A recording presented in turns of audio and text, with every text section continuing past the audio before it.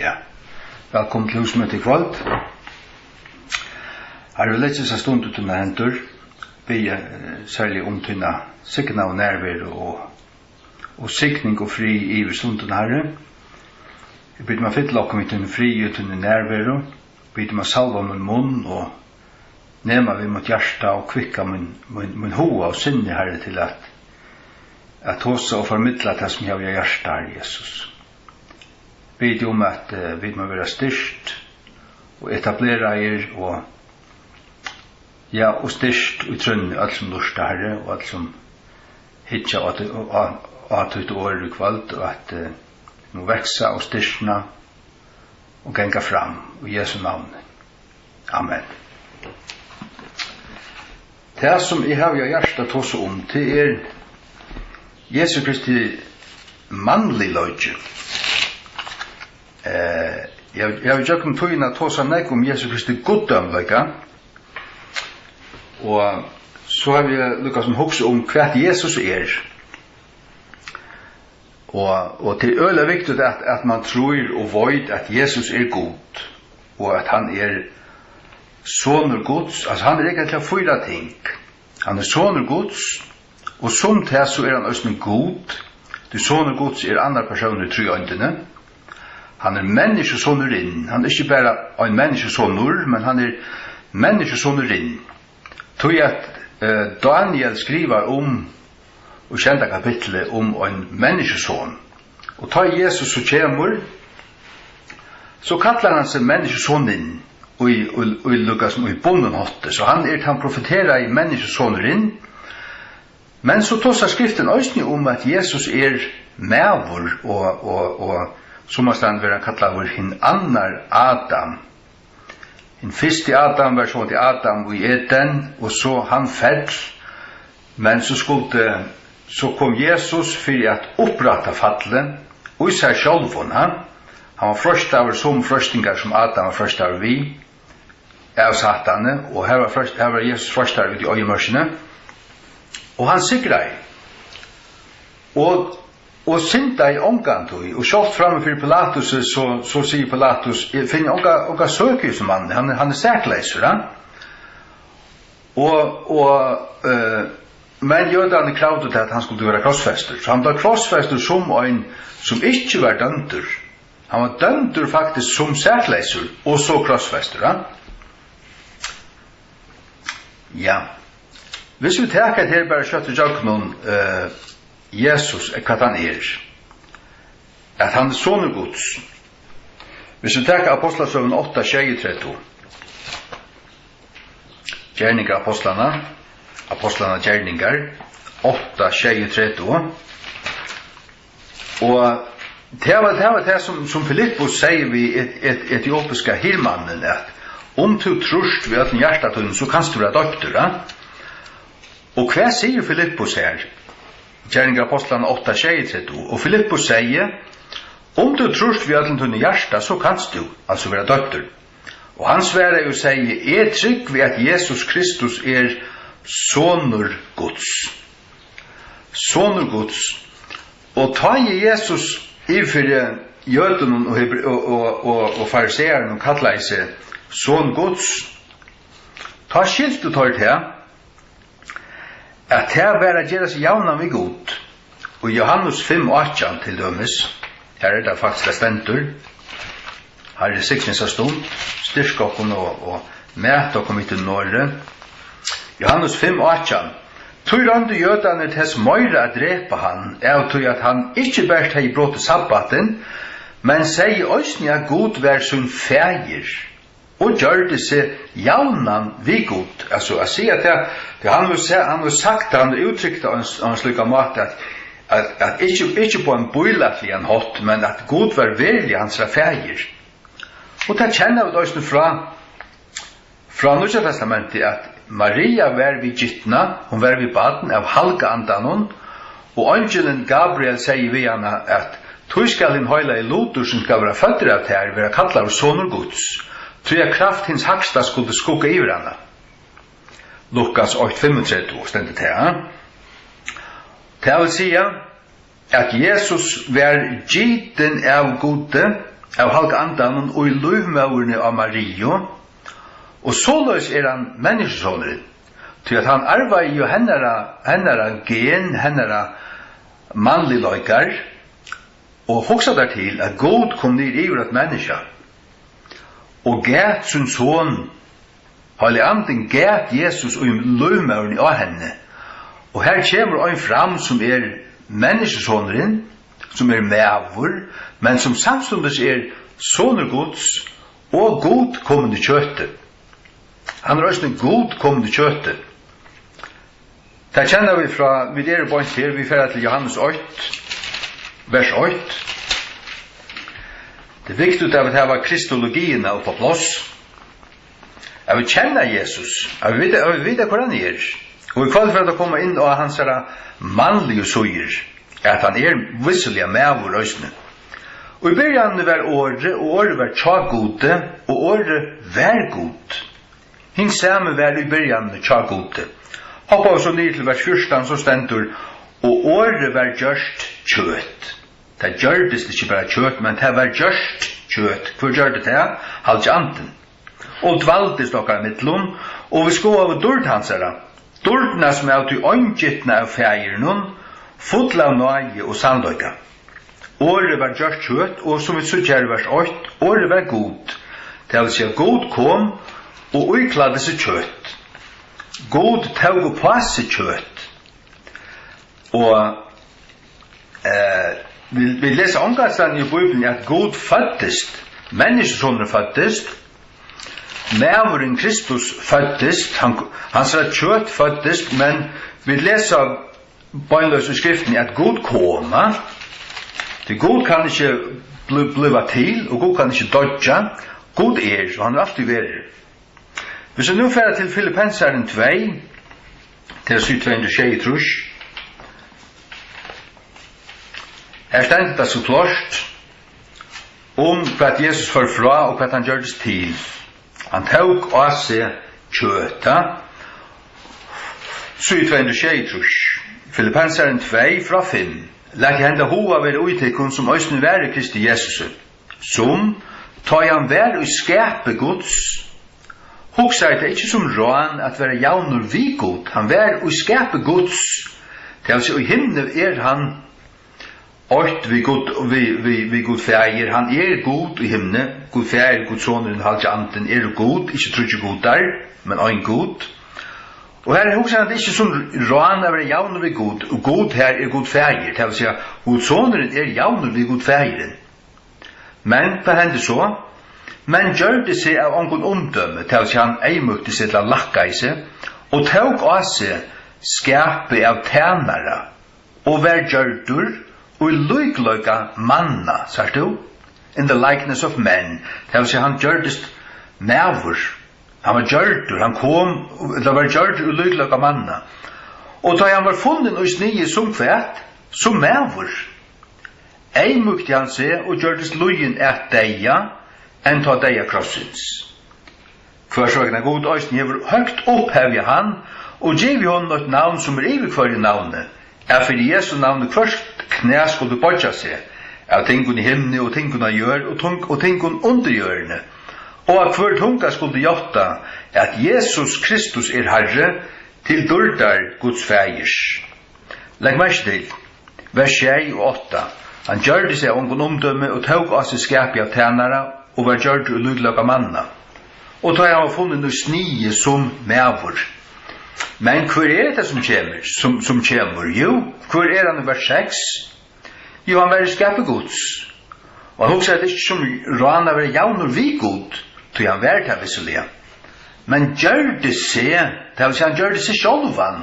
Han valgte etter å komme til Hårsta, som vi løser I Johannes 8:14, året var gjørst kjøtt. Det vil si at God kom til okkara.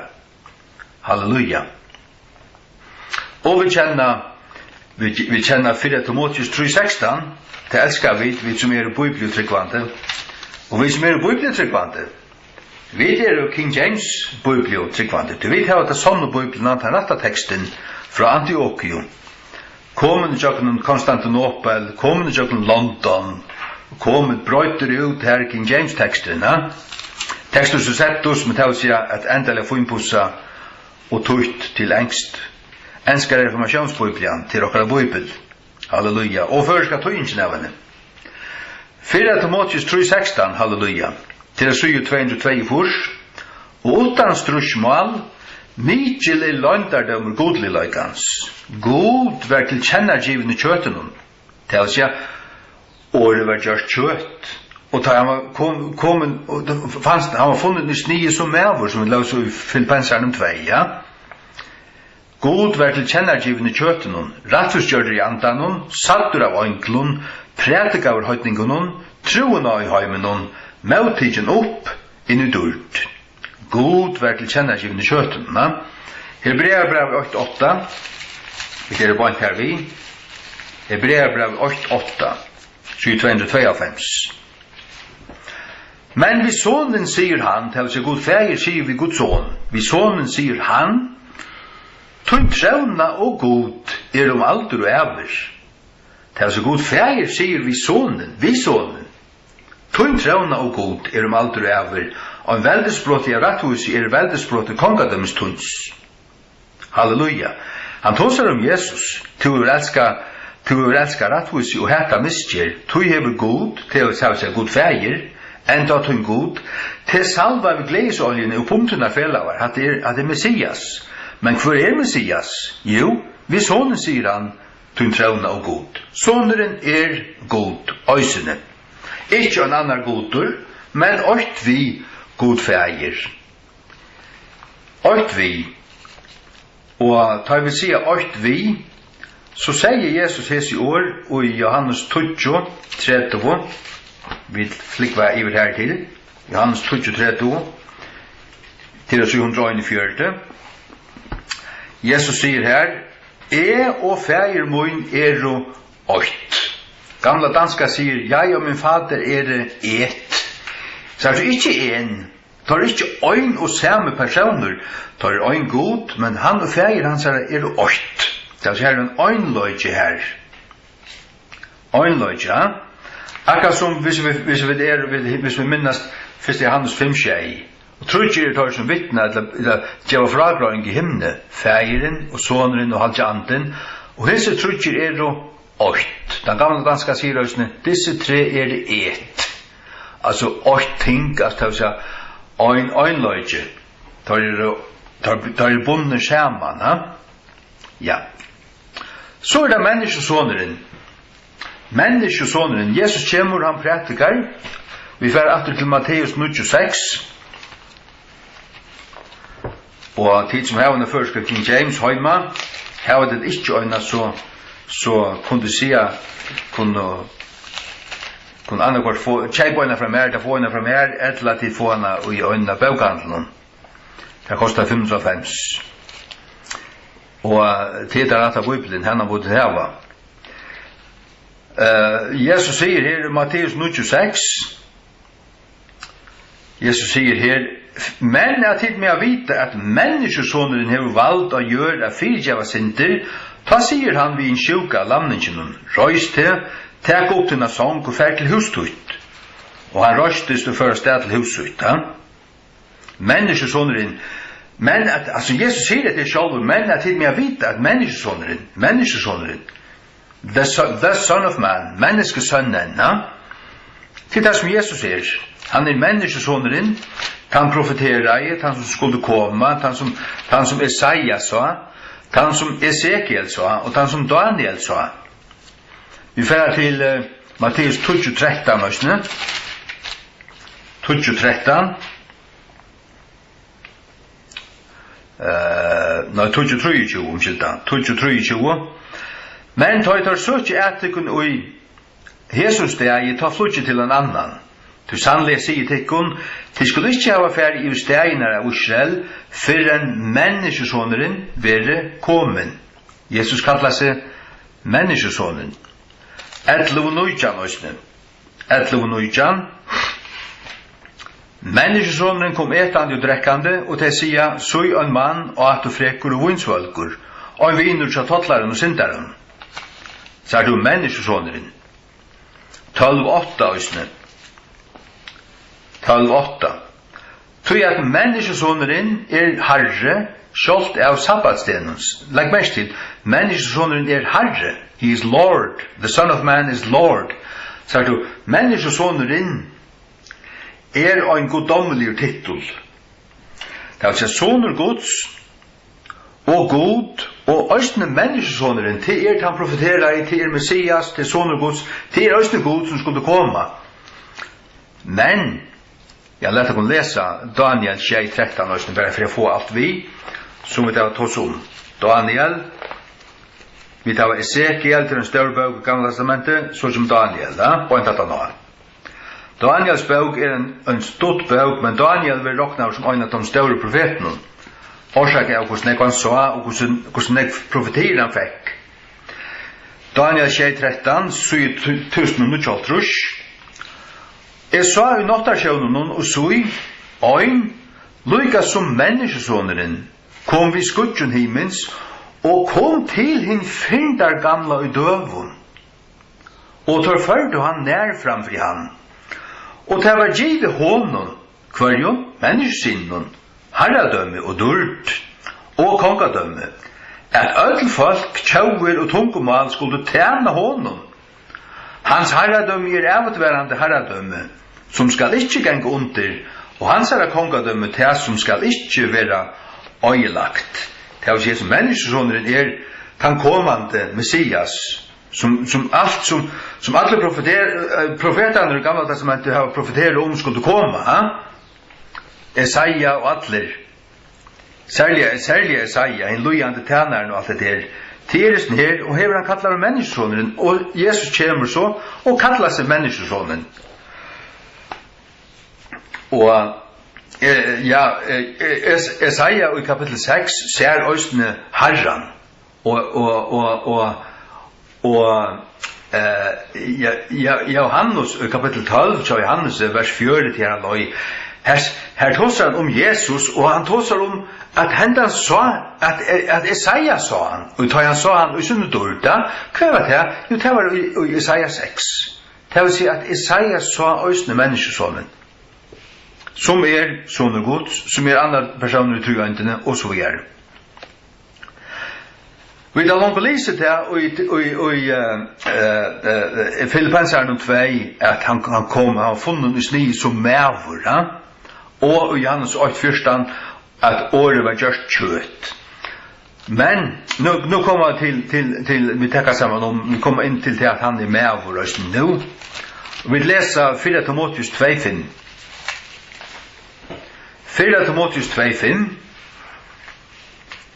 Det er viktig at vi får disse tingene vi. Jesus han soner Guds, og ut til at han soner Guds verilige, god vi gitt han, så han også god, og han menneskesoneren, til vi prekva langt nå, og nå for det viser at han også medvurs. Så han god, altså han spenner høyt fra å være god til å være medvur, men i øynene pakka, jeg har ikke sagt øynene kompositum, til å si øyne sammansetting. Han ikke 4 parster, han kan ikke døle sunter, han øyn, han ødel så 4 tingene alltid, han avgjør, en avgjør personer, Jesus Kristus, han soner Guds, han god, han menneskesoneren, og han medvuren. Sagt du, Daniel så han, og han visste seg for Joshua, og Joshua måtte nøye for han måtte knela for han, og tilbe han, og han sier vi han lett, jeg skal ikke til at gjøren som stender i høylag gjør, hei det var en angel, så han ikke slapp jeg tilbe han. Det synes jeg hvis vi samarbeider vi Johannes og Patmos, han slapp ikke tilbe angelen, men det var ikke en angel som byrkes for Joshua. Hvor var det så? Jo, han kallar seg høvdingen for de herlige herrens, som det samme som kvært. Herre herligene. Han høvdingen, han som iver av den herligen av hverjon, herligen av øntlen. Han som Hebreerbrev 8 sier at øntlene tilbyr. Øntlene tilbyr herre herligene, og det Jesus. Halleluja. 4 Timotheus 2:5. Tog jeg til øyn god, og øyn mittlengång og medver mittlen god og menn, hver medveren Kristus Jesus. Sagt du. God her uppe, og vi her nere, vi var fallende synd. Og God har en plan, han ville bjerge okken. Og planen var at Jesus skulle komme og genge under okkara kår, og gjerast øyn vi okken, komme til skjøntar, lukka som mævur, som vi løs ut for Filippenseren 2 i Johanne.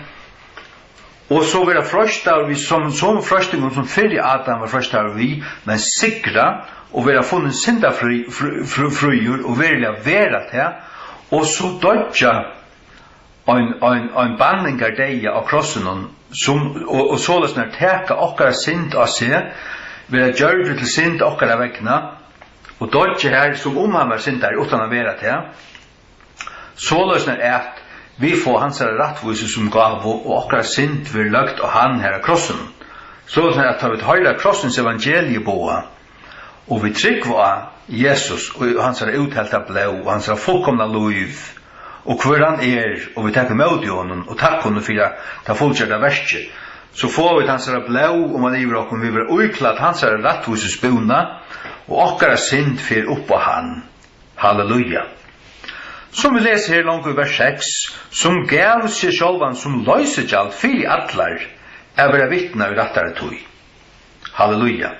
Men legg mest til her i vers 5, mævuren Kristus Jesus, han mævur. Og nå får jeg det ikke på at jeg synder. Det også til at til vet at det at man kan skriva nek nye til her vi sjående, men det mannlig løgje Krist, til nekka som jeg har haft skriva og i enda så ute fyrre King James som fikk i 2016, som jeg har først her notaten her iver til dessa nudge King James, og hvis vi færre jøkken det nokre ting her, at han mævur, så fikk han et navn. Han fikk et vanligt, faktisk et vanligt hebraisk navn, som det enda enn i Mexico. Meksikaner er ofta Jesus. Og det er ikke jøder i Israel og Jesus tog. Men hvor ble han kallet Jesus til at angelen sier at han skulle øyda så? Men det er sånn at den tøytningen i navnet Jesus, eller navnet Jesus, Jeshua, det kommer fra Jehoshua. Jeho kommer fra Jehova, og Shua med ikke frelsa. Hvis vi færer til Matteus 8:8, så stender her atterbok Jesu Krist, son av David, son av Abraham. Så heter Jesu atterbok. Han fikk navnet Jesus, og så Kristus merker in salva, ja. Men hvis vi færer ned til vers 21, ja, det altså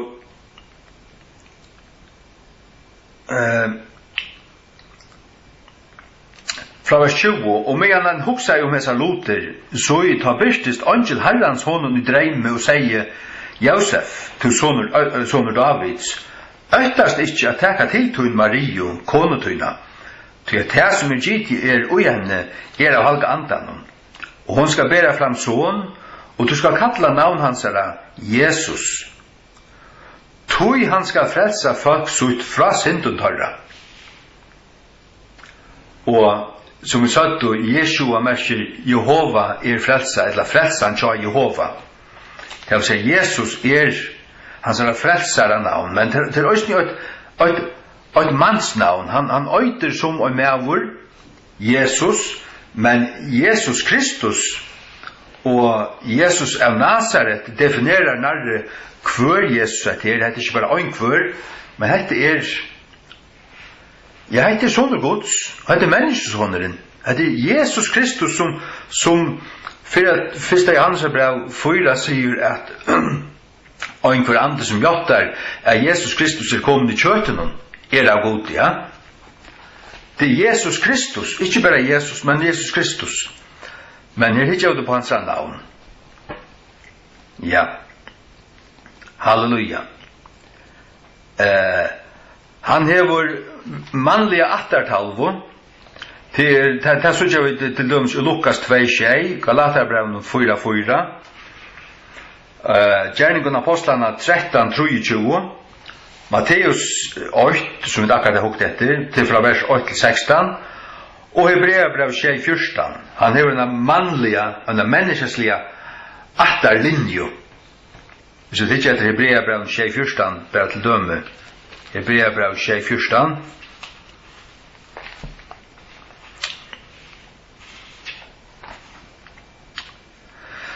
ja, her stendur tuatir ei sunt at Herri okkara rann ut av Juda. Juda ein av 12 attargrønum av Israel. Herren rann ut av, til å si at han en pappa, eller han en maur, og han en appa, og en attarlinje atretra. Men minst til at Jesu fægir, han som gæt Jesus, det var ikke Josef, det var god fægir. Halleluja. Og lett å kunne bare slå det fast ved at hoppa til Lukas.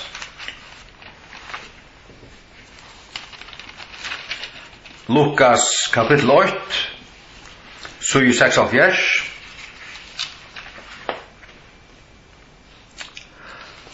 Lukas kapittel 8. Ja, fra vers 31 og så i 45. Og så du skal gita og tunnun maurluive, og skal bera fram son, og skal kalla navn hansara Jesus. Han skal være Mikil, og skal være kalla av sonurins haksta. Og Herren God skal djeva honom hasete Davids, færs hansara Davids. Og han skal rujtja iver huset Jakob som ever, og av kongadom i hansara skal ongen ende færa. Da sier Maria ved angelen, hvordan skal dette være? Vi til at jeg kjenner ikke mannen. Og at det merker til at hun ikke har kjenslige samvær og vinekla mannen. Kjenner ikke til bibelsk uttrykk. Og angelen svarer, sier vi henne, halvtje anden skal komme av til, og kraft hins haksta skal skugga iver til. Tur skal oss din høyla i lotur, som vil føtter av til være kallavur, sonur Guds. Det var så kraft Guds heilige ande skulle skugga iver henne, og således skulle hun være ved baden, og hoppa ut atter til Matteus 8. Orsaka, det sin der blæing, men det gjør hun ikke. Vi må ha oss tingene vi, er vi ferdig gongt.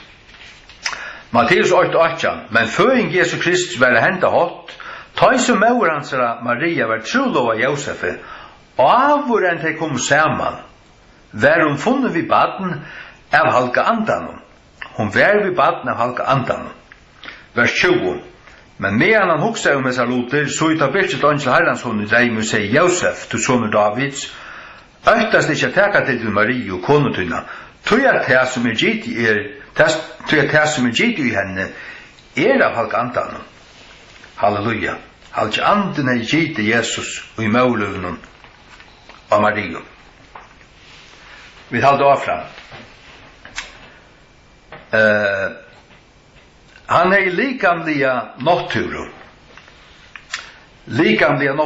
Og her kunne vi lese om, jeg vet av langt å lese Johannes 8:14, at året gjør det kjøtt, og kjøtt altså, akkurat som vi tar kjøtt, det vil si Jesus har et hjärta som slå, han er agrar, han er blå, og han er, altså han måtte avves, akkurat som vi, og han måtte pissa nere for dagen, og alt dette forskjellige, og vi minnas at tar var av vatten, og Jesus sovna i, det han er arbeidt allan dagen, han er prætika og grøtt og sort, han gjør det trøytter og sovna i, ja, til likamlige, til mannlige. Vi kan lese Hebreabrev 2:14. Hebreabrev 2:14. Hebreabrev 2:14, ja. Vi tar at bøtnen lottekere i kjøtt og blaue, så tog han òsne sjálfur lykaløys lot og ut i sama, hverjon kjøtt og blaue. Og jøknum deia, han måtte øyelegge han som heie deians velde til djevelen. Jesus tog lot og ut i sama som bøtnene til seg vit, bøtnene at fyrre Adam, kan man sia, lottekere. Han tog også lot ut i sama. Ja. Og hver det stendur at du fyrrøka et likam til munja. Det her i Hebreabrevet 20, vers 5, hvis vi lukka hoppa her til. Hebreabrevet 25. Hvers vegna da han kommer inn i heimen, sier han, slateroffer og offer vildest du oi, men et likam hever du bygge mer til. Og det Jesu fysiska likam, som vær til offre han skulle offra. Han offra seg sjálvan for jokkun, øyna for allar. Takk og lov. Ja. 1. Johannes 4:3. Det langt å sitere til. 1. Johannes, vi færer for å bo i Hebreabrevet, for å bo i Petersbrøvene, og så vi der på en av veien. 1. Johannes 4:3. Og hver andre som ikke gjottar at Jesus Kristus kommen ui kvarjon, kjøtenon ikke av gode. Og heter det en antikrists, som det var hørt at han skulle komme, og en tal langt nu han ui heimen. Men legg merke til, Jesus Kristus kommen. Han kommen ui kjøtenon. Det vil si at vi bor ikke etter en øren at komme ui kjøtenon, men vi bor etter tog durdargjørte herre av himne, komma nyer. Og han hever naglamerker, og det han som Zakaria 13 skriver at han skal komme, så skulle det spille hva det for merker du hever i håndentøynen. Det han som offraur, vernelder av krossen, døy og røys oppater og vær litt til himmels. Han skal komme atter. Hvis vi ikke etter øysene, for vi jøknet her, vi ikke etter at Jesus var underlagtur mannliga menning. Underlagtur mannliga menning. Han vaks. Lukas 2:4. Lukas 2:4.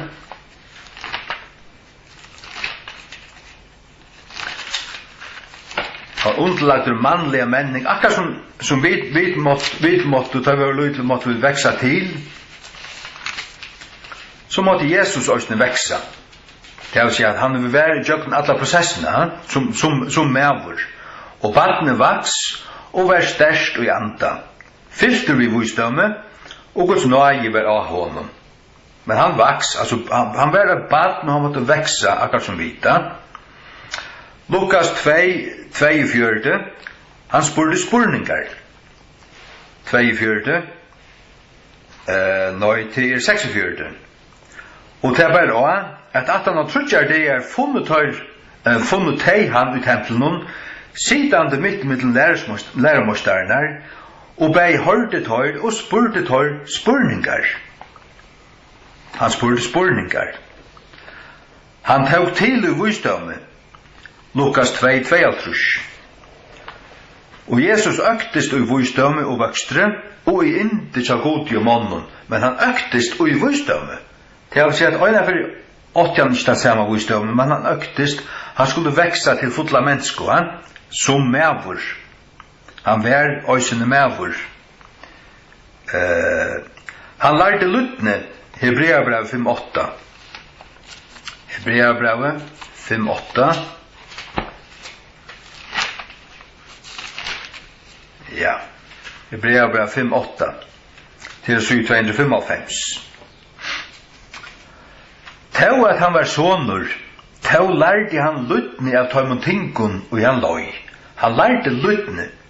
Han var sonurin, han var sonur, han lærte oss luttne av tøymon tingun som han løy. Det stender altså her, ja.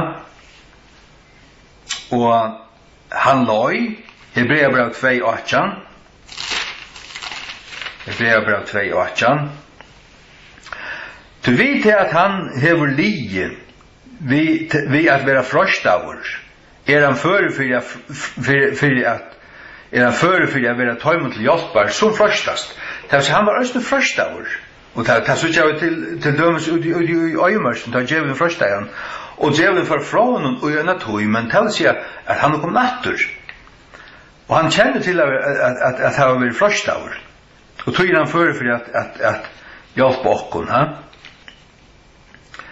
Men det stendur vi til at han hever lije, så han løy òsne.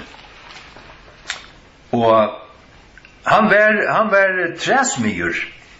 Det har vi bare funnet i øynestedet i Nya Testamentet, men i Markus 6:3 stendet til at han var træsmyr. Ikke bare Markus 6:3, ja. Markus 6:3. Ikke hetta træsmyren, sonur Mario. Det vil si, Jesus var kjentur som snikkare. Han var træsmyren. Det vil si at han Arnan blev døptur, og Arnan Heilig Ande kom ivran til at tjänsten skulle börja så som man virkaje. Arnan til så han bare arbeidt. Og han var træsmyr da. Og han i brøver Jakobs og Josefsar og Jota og Simonar. Og ikke hans systra her i sjåkon. Det som vi hittar på her i kvalitet er at Jesus er sonur Guds, han god, han menneskesoneren, men han øysene mævur. Og han vaks til mennesko, Lukas 3:23. Vaks til mennesko, Lukas 3:23.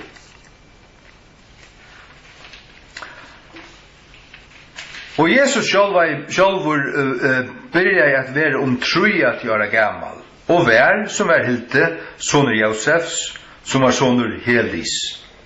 Hendan attartalvan som stendur her tja Lukas, det er ikke Jesus fysiska attartalva, til at Josef åtti han ikke, men etter jødiskar lov, så var han sonur hans på den måten at han var hans adoptivsonur, til å si at han aldri han opp og så videre, ja.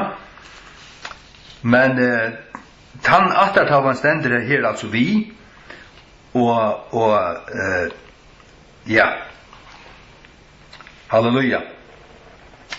Han var frøstavur, og det tja Matteus 4:8-11. Matteus 4:8-11.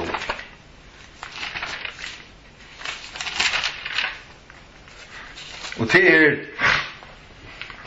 tar man først, men til 18 at han døptur, torsdag, Matteus 4:8-11, og ta var Jesus løytur nian av andan i øyna, jeg var frøstavur av djevlunum. Og da han fasta 40 dagar og 40 nætter, var han 18 år en hungraur. Og da i frøstaren kom til hans, og sier han, om du være sonur Guds, ta bjaua til støyna vil gjøre brei. Men han sverre og sier, skriva stendur, mævur skal ikke liva brei i øyna, men av hverjun år som gonger ut ur munnen Guds, og så videre. Og vers 11 stendur, ta fyr djevelen fra honom, og så i øynklar kom og tantu honom. Og Jesus sverrar attur hverja fer vi skriva stendur. Han citerar Mauselov, men myndløysen ut i rekur djevelen burstur. Og til det som vi også må gjøre, og jeg gjør, til at verja okkon vi svør i andans, som Guds ord, som Efesus brev 6 lærer okkon, at okkara offensiva åpna.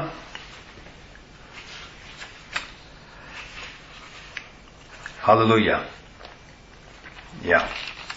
Så det Jesu Kristi mannliga nattura og tørver. Vi sødja i Matteus 4, som dakka det var lise, at han hungrai. Vi sødja tja Johannes 4:6, at han tiste. Vi sødja tja Johannes 4:6, at han var maur. Han var maur. Det er konferert til Johannes 4:6.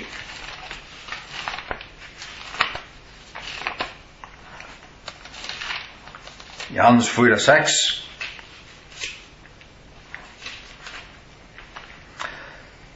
Men Jakobs brunnur var her. Jesus, som var maur av sinne fel, settes tog såleis av brunnen, og det var satt av tøyma.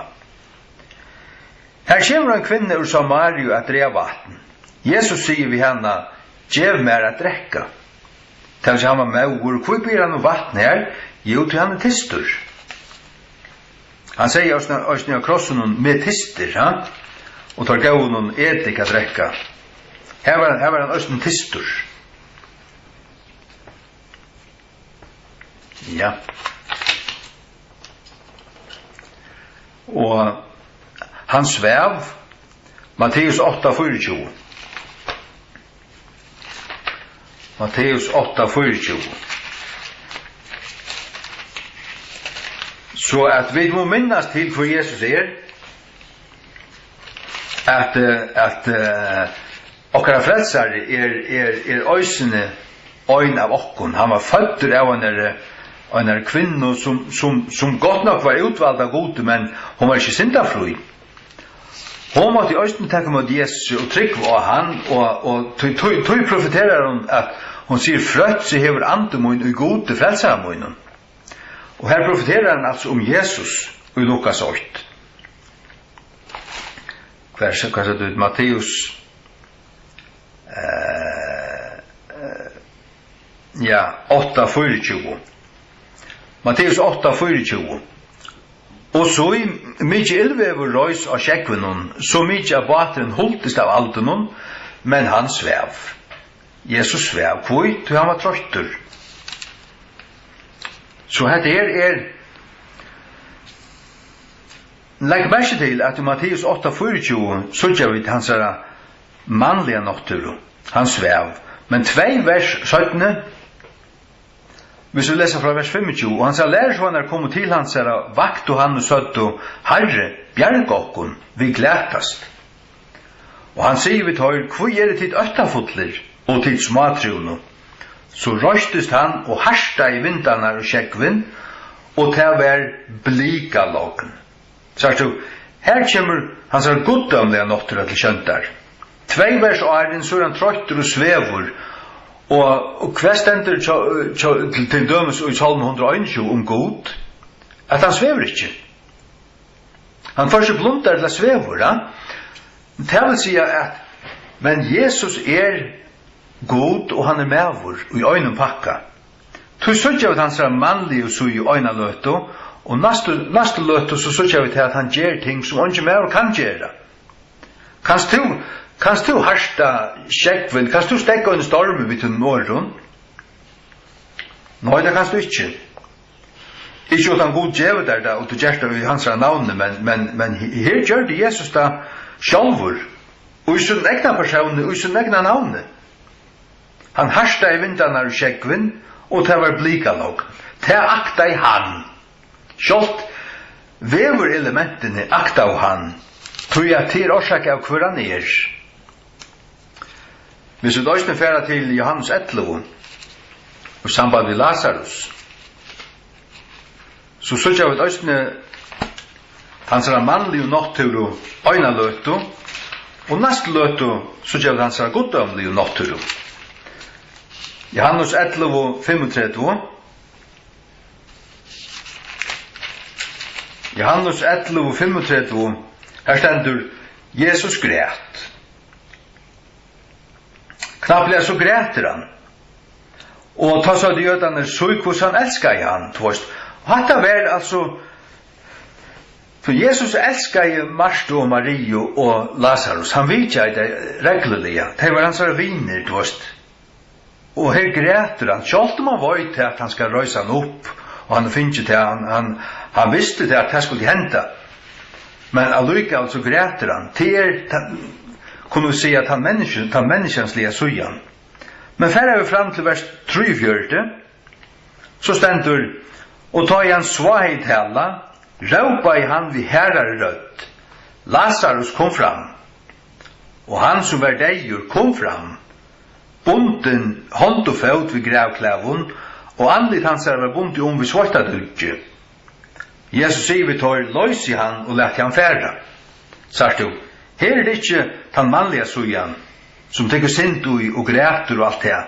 Men her det en som talar vid myndeløyga, som bæra god kan, og han kallar ut en mann som er i grøvne deir og fyra deir, og som langt stinkar. Og han som gengande ut vid gravklævnen og pja, tror jeg Jesus vekker han opp og kallar han ut. Tar det så han rutla steinen fra, det stendur vers 93. Jesus sier vi tar det ikke steinen borster, da? Halleluja. Halleluja. Og hette det som Jesus gjørte. Hette okkar Jesus, den som vi trygg på, minst til at tar kom ut til grøva hans her. Tulja av måten her, Johannes og Peter. Johannes rann fram og steinen var utlav fra, og tar hukte inn i gravhuset, og så ikke lika hans her, Halleluja. Og sånn jo kvalitet så var han, så var det tar gømtes her, og du stångt ditt når av østa for gjøten hon. Og knapplig så stendte Jesus her, og tar hele seg suttje og spøkelse, og han bidrar nema ved seg at han ikke en spøkelse, ikke en ante, og han blir Thomas kom og nema ved seg og køra fingrarna inn i svarene. Han har sagt at han stinner fingrarna inn i mersk av naklen, så vil ikke tryggva. Men tar vi stadigvæk ikke tryggva, så spyr han om det hadde noe mat her. Og det hadde å stikke av en honningskøk og stoktan fisk. Og han åt. Det er han røys opp likamlige. Og så sette han dem en 40 der 17 stevne opp i Olivenfjallen. Og her var han litter opp. Han litter opp, og et skudj tog med honom, og han var litter opp til himmels. Jesus røys opp likamlige, han menneskesåneren, han god, kommet ut kjøttet, han god som føddes som kom, og menneskesåneren føddes, og han berggod, og han medvor, og i øynene pakka. Det vil si han God hei, god feir hei fyrrøygen hon og et likam, og det skulle han offra, og det offra han.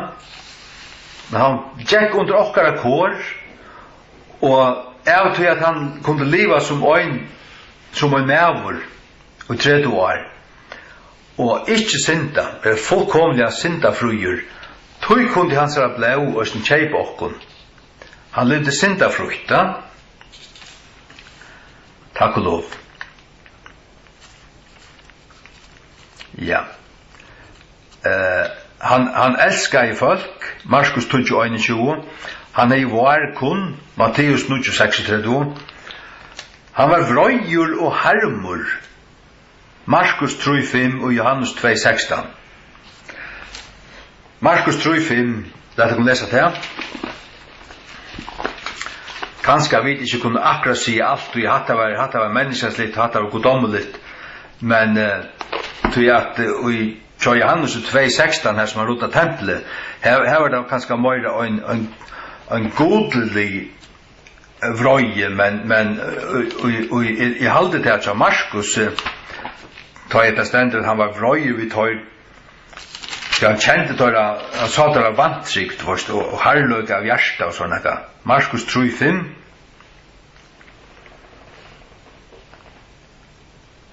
Markus 3:5. Og tar han lite rundt omkring et tøym vi vrøye. Verande harmur fyrir herløkan av tøra hjørstun, sier han vid mannen, strekk fram til en hånd, og han strekte henne ut, og hans hånd var gjørt atter høyl, og så hin. Men han løyt rundt omkring et tøym vi vrøye. Og Johannes 2:16 om tøy han rota tempelet. Ja, vi kan hitje på det. Johannes 2:16.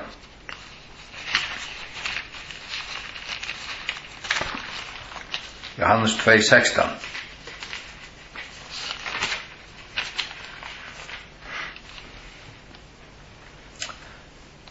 Ja. Og Jesus sier vi tøy og selv og dikvur, tæt jese tingen i hegane. Gjer ikke hus færismunds til et handelskapshus.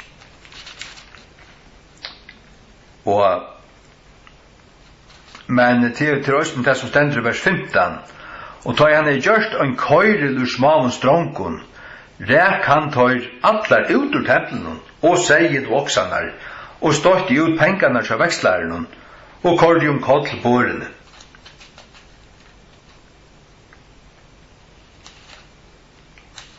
Men Østen vers 16 stendur, og han sa lærersvonar myntust at skriva stå, vannlæti hustunds hever ete mig opp, så han var oppeten av en vannlæti til en høylaven olvara, fyrir Guds hus. Han tok det personliga, til at det ikke virt og akt, og ja, virt og tempelet så som det er åtto, det tok han personliga. Kvui tog at deg vi han gjerra, han jo god, godkommende kjøte, god soner, halleluja. Ja. Og i Hebreabrevet 5:6 stender at han er viringar litt, og litt, Hebreabrevet 5:6.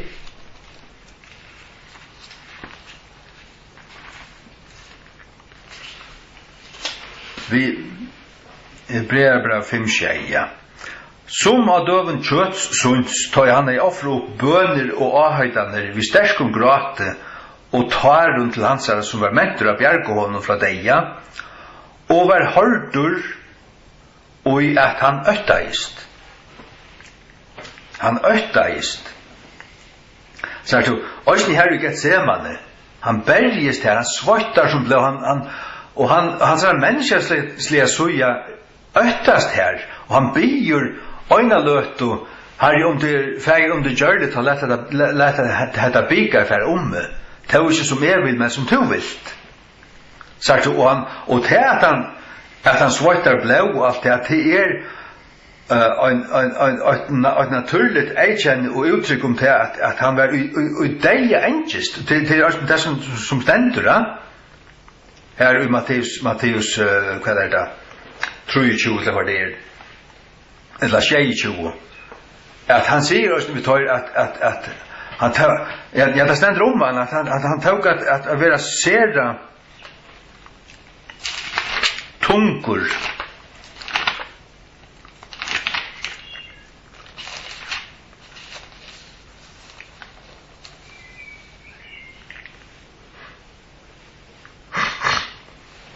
Matteus 26 nu og han fører sin til langur og fell oss ut anlitt, bæ og seie, og feir mun.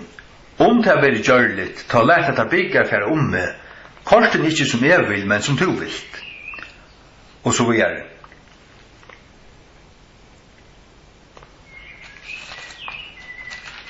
Og han sa svart det gjør det som blå, som blåstråpar, ja. Og Johannes 11:3 så kjem vi til at han venaist. Og vi har lyst til langt at i Johannes 11:35 her græt han. Og vi har lyst til Hebreabrevet 5:6 øysten til at han græt. Og Lukas 19:41 til at kunne lese det øysten. Lukas 19:41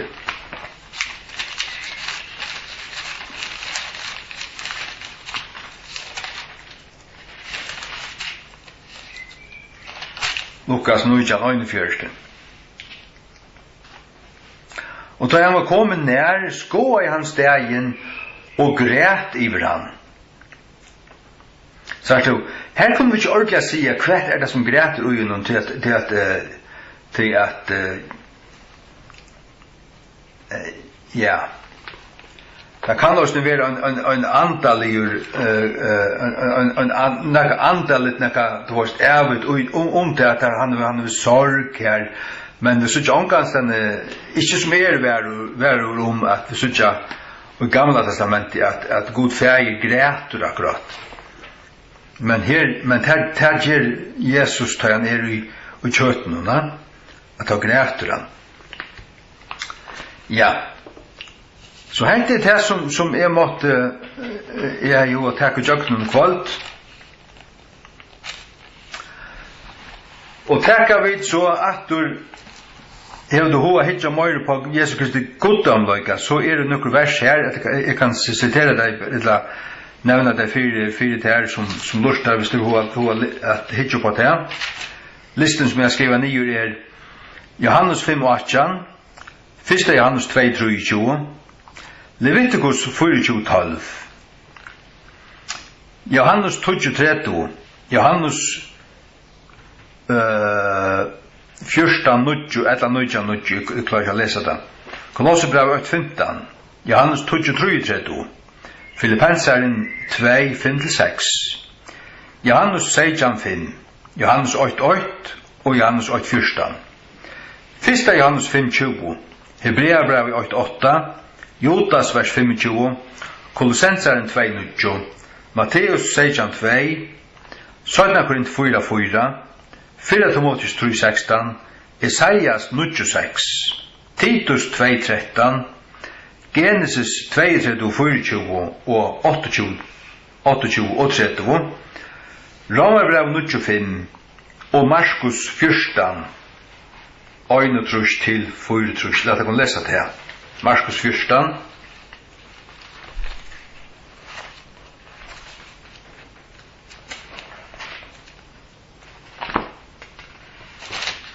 Markus 14, 1-4. Markus 14, 1-4. Men han hette ta Jesus framfor Agrippa alltid. Edla, ja, framfor Roanon, ha?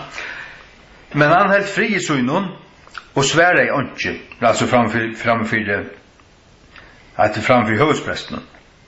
Det så ikke her i vers 3. Men han held fri i synen og svære i åndsje, atter spurte høvdspresteren, han og sier vi han, erst du Kristus, soner hins valgsiknaja. Hva sier Jesus? Og Jesus sier, Og til skulle suttja menneskesonen sida vi høyre hånd kraftar og komande i skudjon himmels. Til som sier til at Jesus omgade sier bøgnløs at han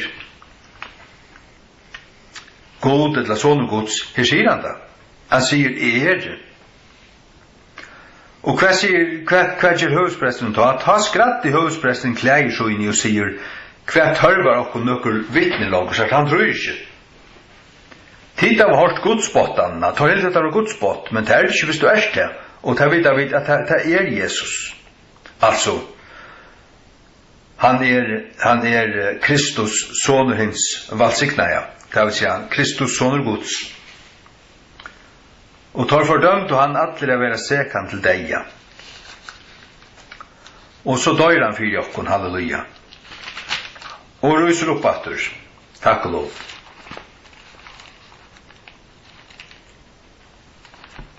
Kom til 4:15. 4:15.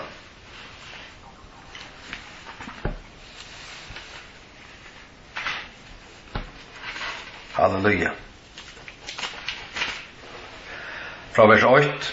Her trett brøver, så kunngjør i tikkun gledebåskapen som prætika i tikkun, som til løsning av tidsi vi, og som til standa ui. Som løsning til frelster vi, til halda i minne hva til prætika i tikkun, utan så til det var tro til åndsjes. Tu i flytja i tikkun fyrsta av allum tega som løsning tåk i møte, hvordan i Kristus døye fyrir okkar synder etter skriften,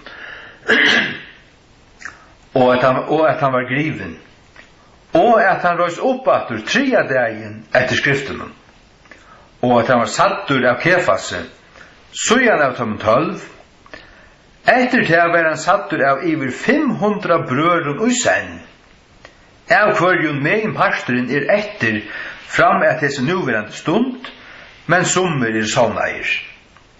Etter til var han sattur av Jakobe, sujan av öllum apostlen, og sørst av öllum var han sattur av mer vi, som av øynun føddur utanfyr avsetta tøy. Halleluja.